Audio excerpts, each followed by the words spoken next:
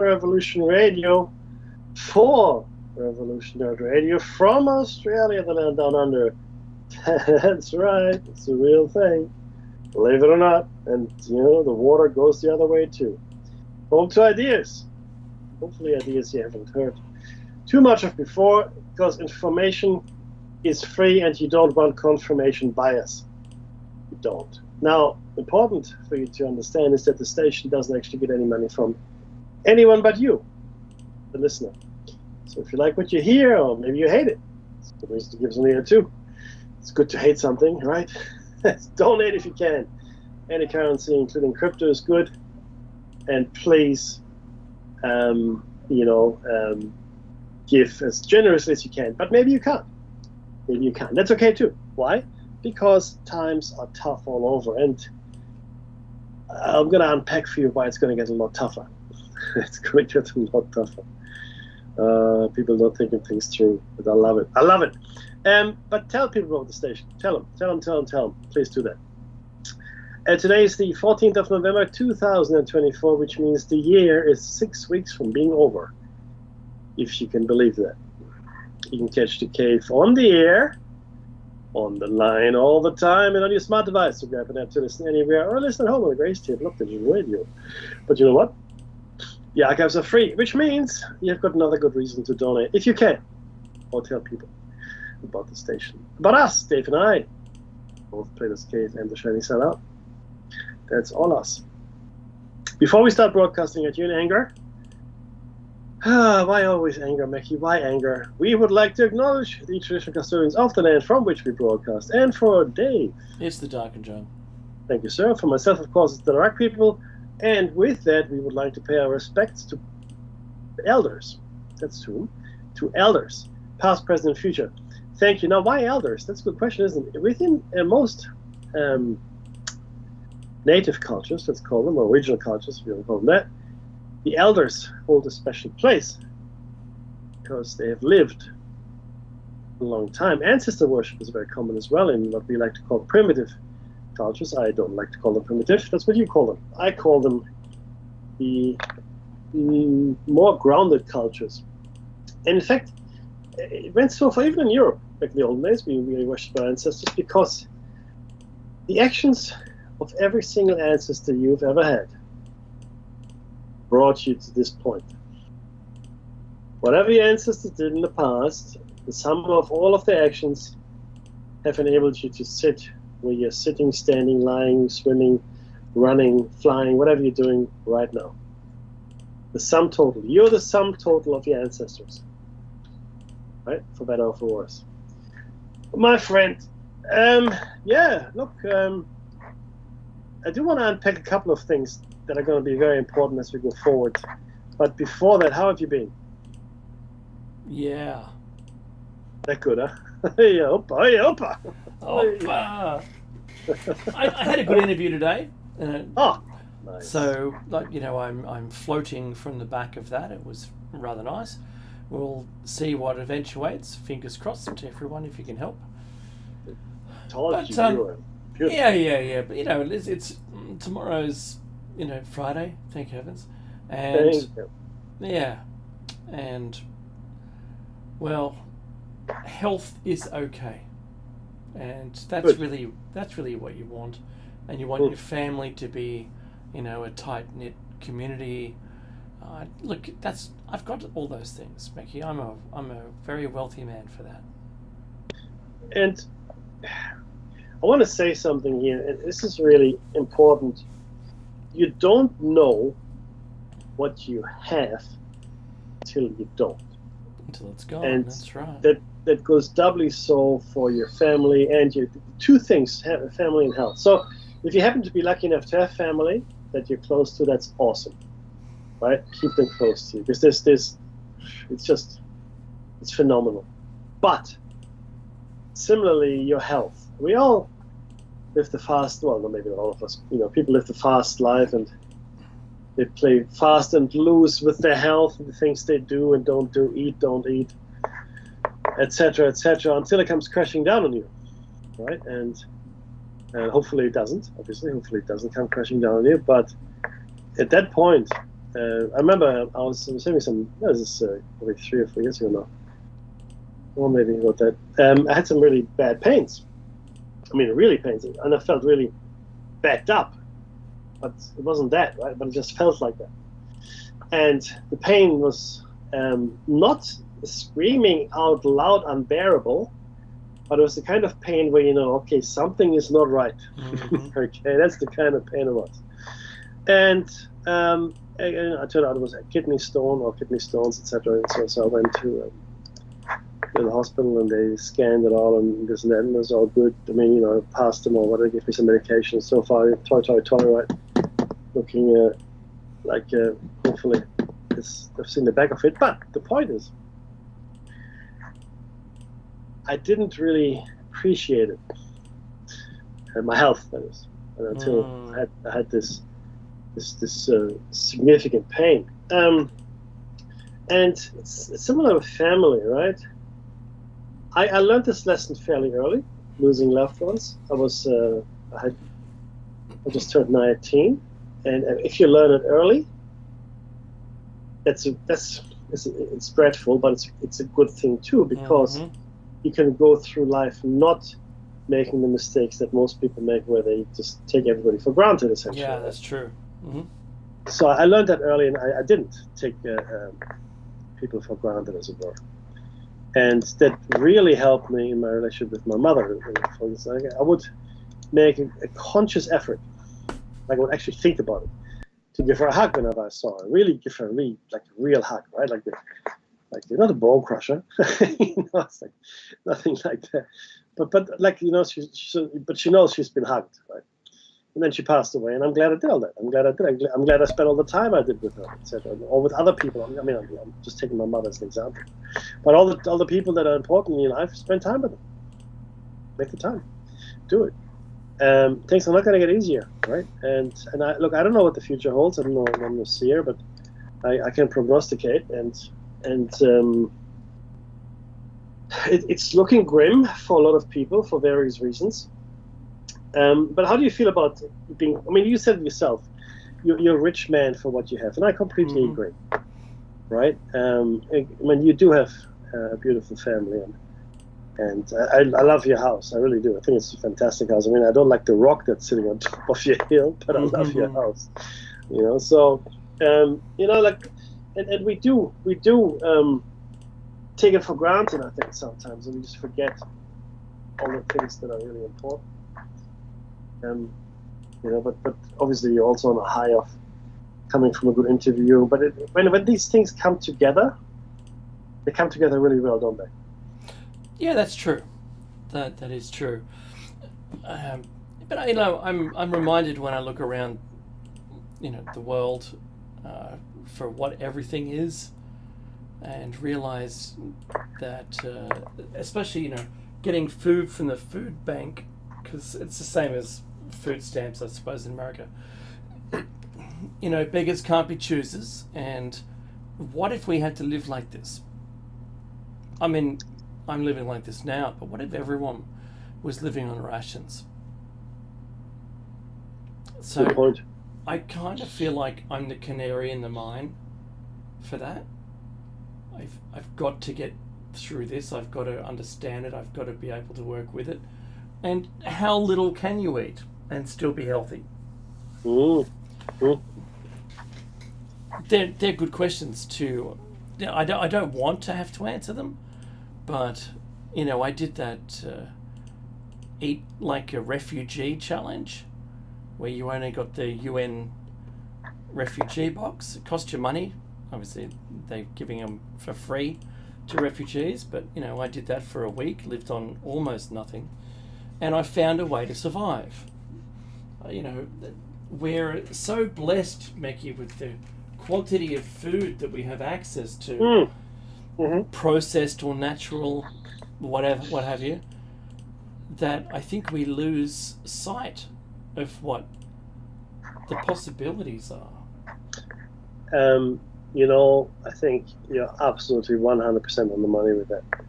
We have an abundance, an overabundance, and in fact, it's a ridiculous plethora of choice. And no offense, but even in your situation, right? There's still an abundance of things that are available to you, and people, that are in dire circumstances. Whereas other places in the world, right? Just imagine. Let's just imagine. There's nowhere to go to get food or water. Mm-hmm. I mean, even if you had even if you had like all the money in the world, right? Let's say, for argument's sake. But guess what? It's not to be had. You can't have it because it isn't there. And that's what people in Gaza are facing increasingly, obviously, right?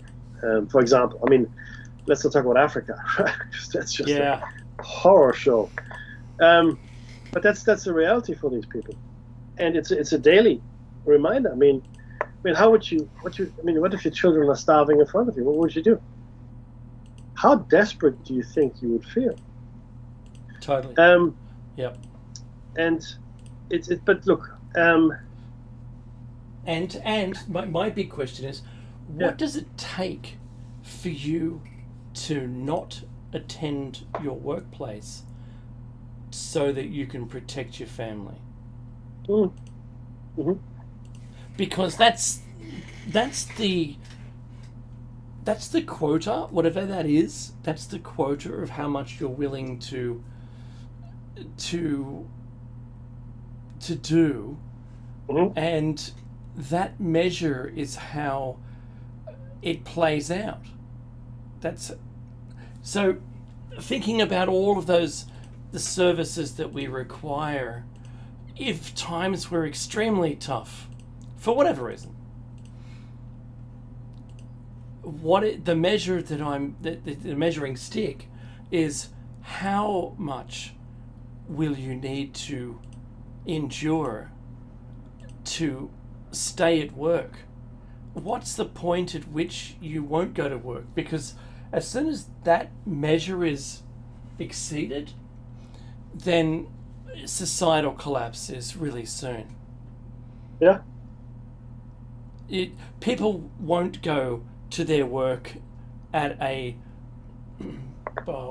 sewage treatment plant, or a fresh water treatment plant, or the electrical production facilities, or you're you're in, not crowd control. I mean the policing of civilians, not military. At some point along a hardship, I'm talking going into Mad Max, right? So how far along will it be before there isn't any 911, emergency phone operators at work? Mm-hmm. How far along the disaster, whatever it is, I don't care what it is. So, look, I don't normally think like this. Normally I'll open up my very full pantry, stare into it, and then have stupid ideas about, how am I going to live without Vegemite? Because you can't make it. Mm-hmm. How long will it be before I'm, rolling corn and baking it in a homemade oven to replicate having cornflakes? And good luck with that. You can do it. There's a guy who's made a TV show out of doing this. Oh, you can, but it's laborious. But the amount of effort to go through to make something that's reasonably inexpensive.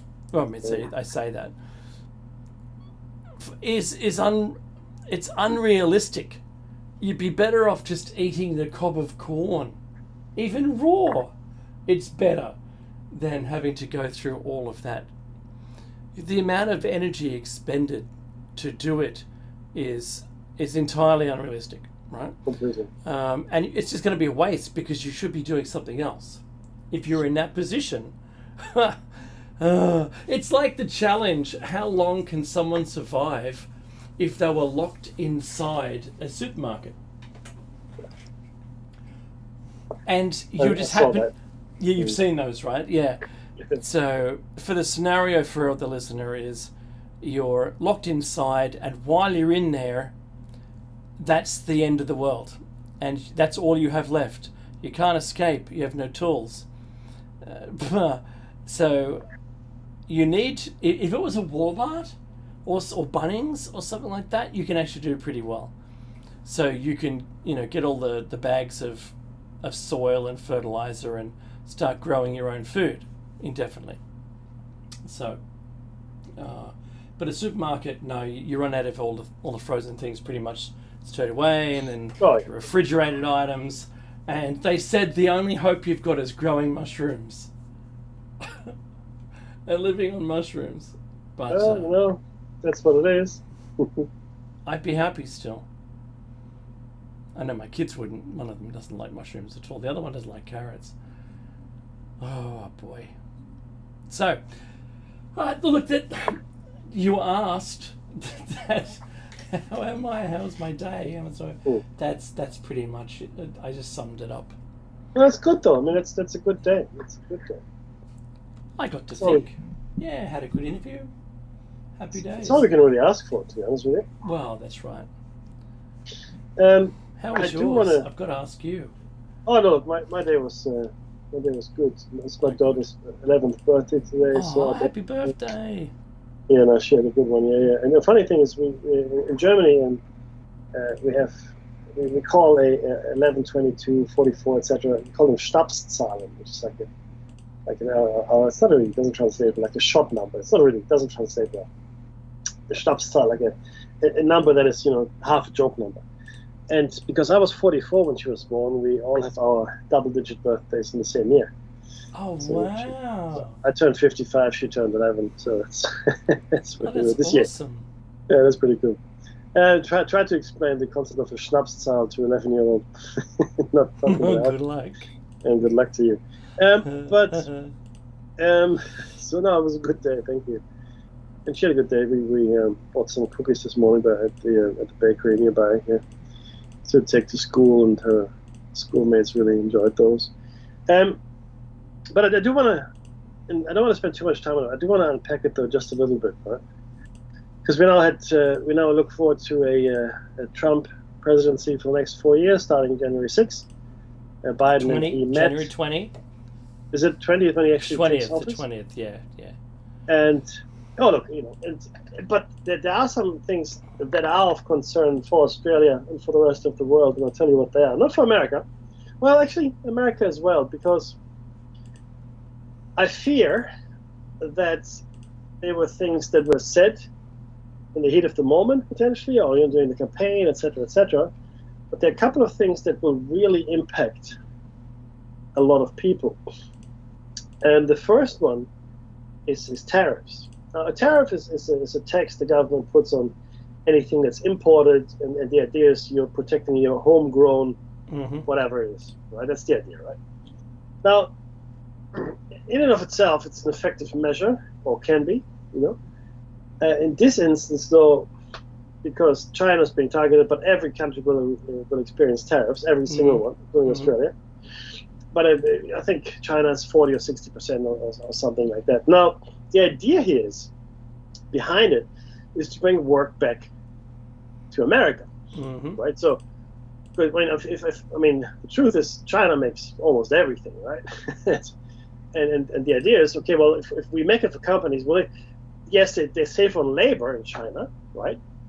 So we'll make it so expensive, the final product, that there's no point in having them in China anymore, these factories, for example. Yeah. That's the theory. However, now there are a couple of considerations here. Number one is that, okay, so China will be, slugged with a 60% tariff, let's call it that, right? If I was, let's say I'm some kind of sports company that makes shoes and clothing, right? Okay, so China is sort of not really good for my profit margins anymore, and I can't really put 60% on my product because no one's going to buy it anymore. That's just stupid. It's not going to happen. So I will move to Bangladesh or Sri Lanka to get my stuff, or Peru for that matter, to get my stuff made. So they might still be slapped with a tariff, but it might only be 10 or 20%, and I can probably push down the labor prices there, and I can probably get some favorable concessions from the government. So I'm okay. I'll do some Apple magic math. Apple magic, that's the one. But the jobs are not coming back to the US, right? That's the point. They will never come back to the US. It just won't happen. Effectively, yes, they will move Mickey, tariffs can only be applied if you manufacture that product within your country. To bring them Not, back, there not was an true. irony. There's an irony. You can't add a tariff to a motor vehicle that you don't make motor vehicles anymore. You can. So that's But, the thing, right? oh, right. Okay, then. You can. You can even put tariff on anything you want, right? And a lot of the stuff that is made in China is just not made in the US anymore. It just isn't. Mm-hmm. Right? Now, ideally that would be the case, but it isn't. Right? So the tariff can be applied to anything. Right? Initially, it was meant to protect your homegrown industry, but the homegrown industry is gone. So if Australia was to put on tariffs on car imports, which we do, by the way, and you'd say, well, okay, what about the cars that are made in Australia? Well, there are no cars made in Australia anymore. There aren't. That dream died when they moved out, and Holden is as a brand actually pretty much is gone, right? It's gone. No longer made, which is a shame because the very first car we had in Australia was a Holden, believe it or not. I loved it. Anyway, that's not a here nor there. So tariffs can be applied to anything. If you make it in your country or not, it's irrelevant. The idea was to protect your homegrown industry. You're right, that was the idea. I protect my homegrown, whatever it is, in industries, manufacturing, etc. But because there isn't any left of it, I'm just putting tariffs, and I'm hoping that this will come back to my shores, but it won't. Another issue here is the knock-on effect, because as China might experience a decline in demand from the US potentially, right? It in turn will have less demand on Australian resources.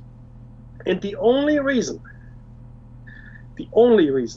we weren't harmed by any economic crisis in the last 20 years, okay? Australia sailed through all of them. And the only reason we did was on the back of our resources sales to China. That was it. The only thing that saved us was selling all the stuff we dig up from the ground to China. Okay, that was the only reason we didn't go into economic decline, where the rest of the world did. But that would be a knock-on effect, and we will have less, which of course will put pressure on our cost of living. It'll put pressure on interest rates. It will pressure on a whole bunch of stuff, right? So it's actually pretty bad for Australia to have these tariffs all over the place. They haven't been put in place yet, but they will be. Now, for the American economy as well, this is not me, but I listen to a lot of economic analysts from nations across the board, right? Not just America or Europe, Asia, etc. And the consensus was that the tariffs, if applied in the way that they were described, could cost the American economy 300,000 jobs, potentially, right? That's not good. Nobody likes that. So it's not all lollipop and sunshine when it comes to things like this. They have to be thought through fairly well. But, and we've seen this now with some of Trump's appointments, I don't think he's in any mood to do anything slowly. Did you see who was appointed as Attorney General? Yes, I've seen him in the Senate inquiries. That was an unusual appointment. I mean, people were actually shocked. Personally, I don't care either way. But he is extremely combative, this guy, and I think Trump picked him to clean out, I guess, the Department of Justice, really, right? That's really that's what he wants to do, or at least that's the way Donald Trump. That's the plan. Yeah, that's his plan. Yeah, interesting. He also brought in Elon Musk as efficiency advisor together with, and I forget the other guy's name. That's it. And okay, so there are 3 million. There are 3 million federal employees, roughly. Altogether, there are 20 million state and local government employees, but federal is only about 10% of them. Right? So federal is 3 million. Now, any meaningful saving would have to be, you'd think, there in the double-digit percentages, right? That's think. Right. That's my opinion. I don't know. Now, it's interesting because obviously this is a fairly huge machine, right? And I am against big government. I'm a libertarian at heart. Okay, I think the bigger the bureaucratic machine is, the more waste it produces and the less things get done. That's my opinion. So I'm all for it. I just don't know if it can be done. Because, let me put it this way. You got an oil tanker, right? And oil tanker is a big ship, okay, full of oil. And I want to turn my oil tanker around. It'll take me a while to do it. Not because I don't have the will, not because the people on the oil tanker don't want to help me turn that thing around.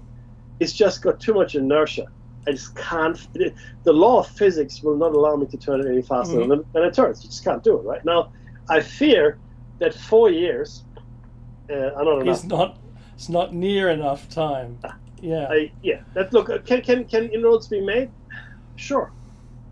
Of course they can. But this is also where it gets really interesting. Because I do believe in the deep state as well. I do believe there's a deep state, and I believe the deep state is not just in the US. I think the deep state is a global phenomenon, and these people get together all the time and whatever. But the point is, will they allow a significant change to the most powerful country? Still, the US still is in the world. Will they allow a significant change to the way it functions? Because you have to understand, when it comes to driving beyond black projects, right, and trillion-dollar, I don't know, vanishings, let's call them, trillion-dollar vanishings. There's only one country in the world that has the necessary fluidity, or cash or wherewithal that can do that, which is the United States. Only in the United States could you mislay a couple $1 trillion. Nowhere else. And the projects, we know these black budgets exist. We know that these funds finance something. Is it a secret space program? Maybe. Is it something else? I mean, cutting edge tech, 300 years beyond what we have? Probably. Probably. In fact, most likely, considering how much has been disclosed already by people that should know, right? So, if he's really not establishment, Donald Trump, I'm just putting it out there, right? If he really isn't, if he's not part of the billionaires club that wants to turn us all into, feudal slaves, tilling the soil, as it were. I can't get the King Arthur, the Monty Python's King Arthur thing out of my head. The Holy Grail, the scene with the peasants. It's just burned into my brain. There's some lovely filth over here. Yeah, that's us, buddy. Yeah. I'm only, how was it, 47? What was he talking about? 37. Old woman, man. I'm a man. I'm hardly old. I'm 37. You never asked. I'm being oppressed, see? But look, see the violence inherent in the system. Yeah, I can't help myself. When I talk about these things, that's the first thing that pops into my head. And then I watch the whole thing. But really, if he is, right, then he's not long for this world. Yeah. Okay? Well, he just isn't. I know. That was my first go-to. Yeah. When I saw what he was, when I heard him talking about what his goals were. Yeah. Because he now has the House, by the way. He's got 280. Yeah. Not by a small margin either. No, it's by 10 at the moment, and there's still 6 to count, and it looks like he'll win 3 of those anyway. So that's the House. So he has the House and the Senate. Yeah. And and the popular vote and everything. So yeah, look, it is a different world, and it doesn't look like it's a stoppable machine. However, I've heard through some other people, not directly because they haven't got in contact, that the Democrats boycotted the Senate today. All of them. Oh, like it matters at the moment. That's right. They've taken their ball and they're going ham, ham. So they're doing a Cartman. They've decided not to turn up. Respect my authority. That's right. Yeah, exactly. So I thought, look, that's extraordinary. But I've heard that, and my first thought that was he may not even survive to get to there. Then my second thought, Mickey, because I'm all TV shows in my head, I'm hearing Jim Hacker telling Humphrey. He says, "Well, we need to half the size of the public service," and Humphrey's face dissolves like there's a black hole. Yeah, yeah, that's right. Right? You can't do that. Yes, I can. No, you can't. Right? And then he's having a cigar in the men's club, talking to one of the other guys from the public service, going, he wants to get rid of the public service. And he goes, "What did you tell him?" He said, "I said he can't." And he goes, "That's right." So I was telling a friend today, because we were talking about this, that he's a friend of the show and he's a really nice guy, and he said, I gave him the same example, and I said, in New South Wales transport, every once in a while they have to, usually around election time, they have to reapply for their own job. Really? So you've got a good job, you're in the public service doing some role, and then you've got to apply for your job again. Even though, Becky, I know you know this term, exit lounge. Oh yeah.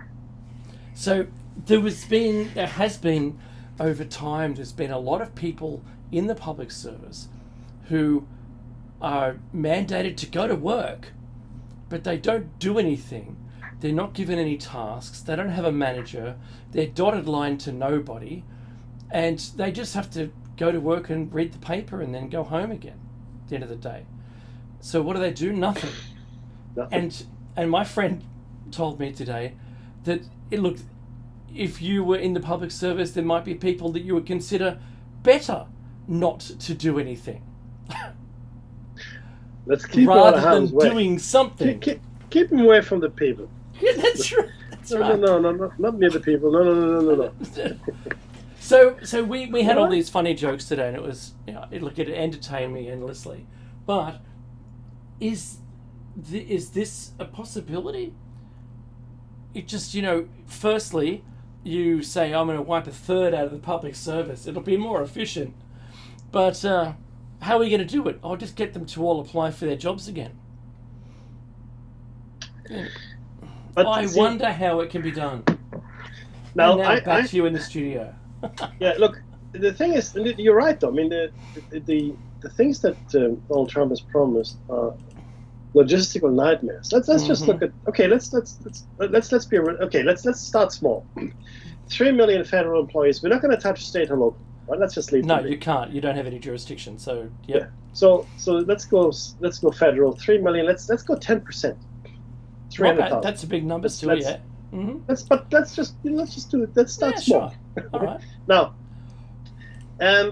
if you got 300,000 people to reapply, let's say this is the route they go, for argument's sake. Why not? Sure. I mean, why not? Let's say they all have to reapply for their job and go through interviews. Now, I know how long it takes to interview people for jobs. Yeah. I do, because I did a lot of it. And I mean, a lot of it. I used to travel overseas to do it. And I had to interview, on average, between 15 and 20 people to fill one position.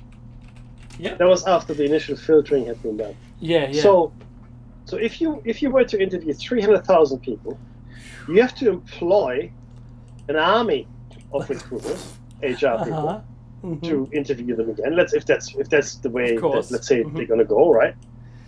Which will take time. And again, and it's time depending on how many people. Yeah, well, that's the thing. Depending on how many people can be employed to actually do it, right? To interview 300,000 people, and I don't know. Let's say you can do 10,000 a day. Maybe. I think that's. I don't think so, but that's a month. Sure. Just interviewing. Just interviewing, right? Now that's completely ridiculous, right? And that costs money too, because you have to pay these people, right? And then you have to redistribute their workload. Because the truth is they're doing something, right? Most of the well, Let's most of the, believe they're doing something. That's right. well, Mhm. it'd be, For the example, yeah. I'm I don't only think joking. I don't think they're doing it efficiently in this. But my point No, of is, course if not. Mhm. let's say they're doing something, but they could do maybe 50% more, or or 75% more, or whatever the Sure. case may be, right? Mhm. But there's work being done, right? That work now has to go somewhere else. But the rest of the public service, they don't have a different attitude to the guys that you just kicked out.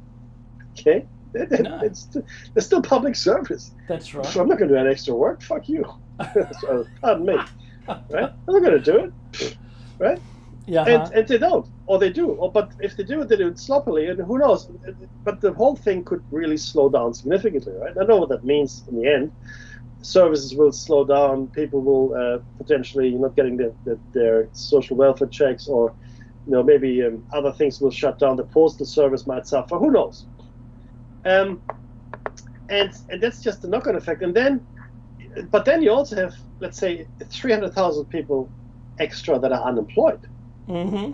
in the world all of a sudden, right? So that's just one thing. I mean, the thing is, Well, I know where they can be employed, Mickey. They can be unemployed to help deport all of the illegals. I was just thinking that. That's hilarious. But you see, I'm used to planning and even running large projects. I mean, large projects, data center moves. Mm-hmm. And the biggest deal I ever worked on was worth just shy of $1 billion, right? Wow. And you do a lot of planning, because you have to put plans together on how you want to hire people that will do the work if you win it. Mm-hmm. You have to put all these plans together. You have to put transformation plans. If you put new technology in, if you're moving people in and out, or transferring people from the customer into your organization, there's a lot of, but it all has to be thought through before you can put a price on it. Yeah. Right? Because you have to have this is the thing. I find this funny. We look at the pyramids, and someone built them, right? And then, someone did build them. But I think people always underestimate, because most people don't have the experience of what it takes to run very large projects. They just don't. It's fair enough. It's not what people do on a daily basis, right? But building the pyramids, right, would be a project of such a colossal undertaking with complexities that are, so far-reaching that it would take organizational geniuses to get it all done, and then also get it done with the degree of accuracy and craftsmanship that it was actually delivered. Right? I mean, anybody could pile up a couple of rocks on top of each other, but this was done in a very efficient and extremely well-planned and well-executed manner. Because we can see the end product, so it has to be, right? And this is the same. People underestimate what it takes to do these things. See, if I'm Donald Trump, I probably always had people do stuff for me. Mm-hmm. Right? I never had to plan stuff. I probably never had to book my own plane ticket. Yeah. Right? I probably never had to call, and I probably never had to hail a cab in my life. Right? Simple things. But that's where it starts. I mean, always in my interviews, I ask people, who cleans your toilet? Right? That's right. And if the answer is not them, then I'm not really interested. Okay? Because even cleaning a toilet, I don't know, I clean all my house myself to clean the toilet. You have to plan that too. First of all, you have to make some time for it, right? Then you have to buy all the supplies you need to clean your bathroom, and then you have to move all the stuff out of your bathroom, right? That you don't want to clean, but like all the stuff that you use day to day, but it has to be out of the bathroom. Mm-hmm. Then you have to make sure that you don't wet anything or have any leaks or whatever it might be, and then you clean the bathroom. Oh, you've got hazards. You've got the dangerous materials hazard to understand and obey the rules around those. Yeah, or not. But yes, you're right. You should. You should. Get some chemical burns on your lung, like I do. But but you're right, Dave. That's correct. And then you've cleaned it, and that's nice. And then you have to move everything back. Mm-hmm. So it's a fairly large undertaking, right? And if you ever painted your house, or even just done your garden, right? Simple things like that. Even taking the bin out, right? these are all activities that need to be thought through. Right? And look, you also have to prioritize your activities, because you could burn all your time doing one of them, and Exactly. the other ones go by the wayside. 100%. Mm-hmm. So and see, projects like deporting 10 million people, putting tariffs of 40-60% on imported goods, making the public service more efficient. Fundamentally, I think they're laudable goals. Having said that, deporting that many people, you have to also look at the impact it has on your economy, right? I mean, what are these 10 million people doing? And they're not all in New York getting $10,000 a day. They're not. That's not happening. In fact, there's some information given to me from the chat room. Thank you very much. I think it was comment. I appreciate it. That showed me exactly. It's only a few people. It's a family of 5 gets a couple $1,000s or less, or such a thing in a month. But so 10 million people, they will be. Well, I mean, a lot of them will be working, right? Now, if they're in jail, if you've got illegal immigrants in jail, I think there's no question as to whether or not they should be deported, either after they've served their sentence or even now, right? I mean, Australia's the same way. If you're a foreign national, commit a crime, go to jail here, they will deport you quick smart once you come out. That's right. And that's just normal. I mean, that should just happen as a matter of course. But there's also, you need discussions with your neighbour who's going to house them, whomever they are, and then there's the logistics of moving people around. So you don't have one-to-one, you might have one-to-many. There's, once again, materials handling. So the people are dangerous. We don't know what kind of, school bus with the bars on the windows and chains for every seat. We don't know what that's going to look like. But I would imagine that it would be a very high-risk activity. Imagine if you've got just a bus full of, let's call them cartel people, because they're the names that have been bandied around on the media for so long. Then a cartel could, stop that vehicle and free everyone. Well, of course. Imagine trying to find 10 million people. So let's say you can find them. You've done it. There they are, 10 million people. That's right. Where are you going to put them? How are you going to feed them? Exactly right. I know. Before they're processed or whatever, right? So and then the question becomes... Yeah. But the question then is, let's say your name is Pablo. Pablo, and you were born in the United States. You live in, I don't know, LA, Pablo. Mm-hmm. But your parents are illegal immigrants. You are 16. You're 16. You're in high school, but you're 16, Pablo. But you were born here. And if you're born in America, that means you're American. Full stop. You're born on the American soil, you are American by birth. So you can stay in America. Mm-hmm. Okay? But your parents, and maybe your sister and or other siblings and other relatives that were not born here, they have to go. So now I have to look after you because you're only 16. But can I deport your parents in good conscience and leave you here on your own? Right? Because you have rights as an American. I can't deport you. You were born in America. I can't. I'm not allowed to. Okay? And that's the thing. If you're born on American soil, you're American. So a lot of immigrants, try to have their kids born in the States. That's a big thing. The logistical nightmare and the legal nightmare. It's the repercussions of this. It would be worse than the stolen generation, Dave, in Australia. I reckon. Yeah, and don't forget the however many children, 300,000 or something, whatever the count of children that have been given to sponsors, but the sponsor didn't have to provide any identification, so you don't even know where they went. And I think that's extremely difficult to undertake any of this. I think if any people are deported, it's a miracle. If any of the children are found, that's a miracle. If there's an ability to reduce the public service, or maybe make it at least more efficient so it can do more work, or maybe quicker, right? In some way, by being, a business analyst, and you're working efficiencies within it. Maybe you're just removing red tape, right? Or you train one person to do 3 different kinds of roles on their inbox, rather than they just process it to the next person, and then that person goes, oh, you didn't do this, telling the submitter.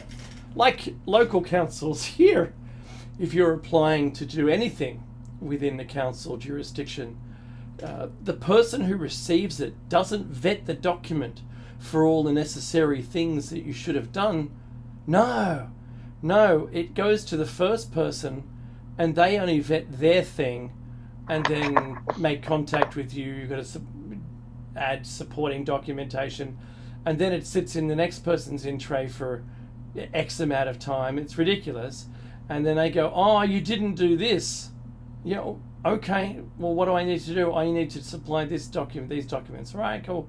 So you do that, and then it sits, and they haven't processed it yet. I find that it's an extremely difficult thing from an outsider to understand how on earth it works. But if you're in there, which I've actually been, that that every person only has a certain task, and it only occurs when that person gets in contact with the outside world, which is your document, and that's when they do their vet under their jurisdiction within the document. Oh, it's nuts. So if you could make that better, for instance, say they use, if you don't know about Captiva, it's fantastic. You scan all the documents in, they go to the right people in the business, they can automatically be checked for anything that needs to be completed. That can be sent in a single email off to the client, whoever it is, and they can read through it and go, oh, okay, here's all the stuff that I need, and it can be vetted in one go. And it's auto-learning too, so it's amazing. So that's 10 years old, that kind of technology with 30-year-old Kodak scanners. So, yes, look, I'm sure they're pretty smart people, the people who are being put in charge of it. And I think if they can do anything with it, my goodness, they could rejuvenate the Western world, one country at a time. Yeah, see, that's the thing, right? I don't care how smart anyone is. If you're trying to glue wings on a pig and teach it to fly, I want to say that your success rate is going to be low. Even if your IQ is 200, good for you. But the thing is, some tasks are just not. I hate to say it, but you just can't accomplish them. No, I know. Because I know. It is ludicrous to even attempt it. Now the thing is, all of this has to be paid for by someone. Now the wall, Donald Trump said the Mexicans are going to pay for. Well, that didn't really happen, but fair enough. Who's going to pay for the, I guess, the rationalization of the federal bureaucracy? Who's going to pay for the deportation of the 10 million illegals? Who's going to pay for, any of these things, really? Because it's not just a matter of wanting to do something and saying it. You have to actually do it, and you have to have a plan, right? Scab labor, Mickey? Yes. Can you see that happening?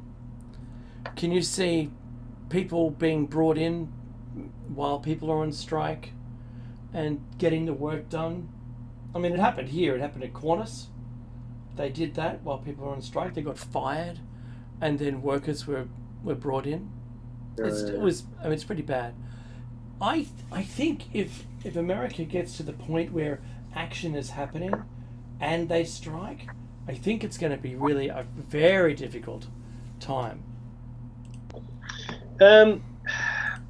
Yes, and they could conceivably stop the American government, really. Yeah, totally. That would be interesting. Remember Obama? he stopped the public service for a while. Oh yeah. That was What him did he say? trying to get work done. Mm-hmm. Yeah, And save some money. Yep. luck to you. Because there are realities. I mean, it doesn't matter. Just because you want something to happen doesn't mean it will. That's magical thinking, right? Mm-hmm. But I fear that, again, this is okay. You and I had to work for a big chunk of our lives because we weren't born rich. That's right. And I know a lot of people that are in a similar position. I also know people that didn't have to work Yeah. at all. And the difference in attitude was palpable. So I was at David Jones, which is like a Macy's, like, kind of a department store here in Australia. I worked there for a number of years while I was at uni. And I needed that money. Okay, so I worked. And I put my hand up for extra shifts and worked the weekends and Thursday nights, late night shopping, all that stuff, right? But there was a few kids there that came from fairly well-to-do homes. I mean, rich, I would say. I mean, one was the daughter of the managing director for Westpac. Why she was there, I will never know, but she was there. Mm-hmm. And she just lovely girl. Don't get me wrong, but a horrible attitude toward work. I mean, shocking. And she would avoid work at all costs, like it was the plague. I mean, she would get away with it because she could, in those days. And that's what I fear we see here. We see people, and Macron is the same. And the former British Prime Minister, Rishi, was it? Yeah. People that they're too far removed from the realities of life, Mm-hmm. and making ludicrous statements. And I that fear, was Sunak, wasn't it? Yeah, Richie Sunak. Sunak, that's it. Yeah, exactly, Rishi Sunak. And I fear Donald Trump falls into that category now as well. I mean, he's making that. Look, again, I want to say this very clearly. I actually agree with a whole bunch of that stuff. But I also understand the complexities because I have worked all my life and I had to do a lot of the stuff myself, right? I had to come up with plans and then I had to actually execute and then I actually had to be part of the physical work that went with it as well, Mm-hmm. right? So it's not just, we can't just say things and then expect them to happen. It doesn't work like that in the real world. Even in your own company, I mean, you can fire anyone you want, but at the end of the day, if you fire everybody, there'll be nobody left to do your work, right? And that's not something you want either, I'm sure. So it'd look good in the books, I'll tell it you. looked good. I'm being facetious, everyone. No, I get it. And he has run large companies, but people would see, the thing is, he inherited his wealth from his dad, right? He grew some of it, sure, good for him, right? But he was never poor. That's my point, right? And he had always people jump at his orders, and Mm-hmm. if someone didn't jump fast enough, he'd fire them. That's right. In your own company, you can do there's that. a queue. Mm-hmm. Yeah, there's a queue. In federal government that has been around for almost 250 years, more or less. I mean, not obviously in this size and shape, but as an idea. I don't think it flies that well, and I fear, this is my fear for the American people, because these ideas will knock on to the world, and like I outlined earlier, they will knock onto Australia as well. There will be serious repercussion here. He's surrounded by people that aren't doers either. None of these people are doers. They got a lot of ideas, and they like to lead, and they're all A-type personalities, and they just pound the table and say that needs to get done, and the other thing needs to get done. You better do it, blah blah blah. And if you say no, then you're out. And the first administration, he fired, I don't know how many, I've lost count how many people he fired because they didn't do what he said, right? No, it's just not going to work. Is that the music already? Yeah, 1 minute left. So, look, 4 years. If he's serious and he's not part of the deep state and he's a billionaire, so I'm a bit skeptical, but let's say he's not. And he's serious about making all those changes and the deep state changes as well, etc., he's not long for this world. He just won't be. This has been Plato's Cave. Thank you so much for spending your morning, evening, afternoon with us. And we hope you had some fun. These are serious issues, and hopefully you will see them in a different light. Don't go anywhere. I'm sure something is coming up, and we'll see you again on Sunday. But Dave, most of all, be safe.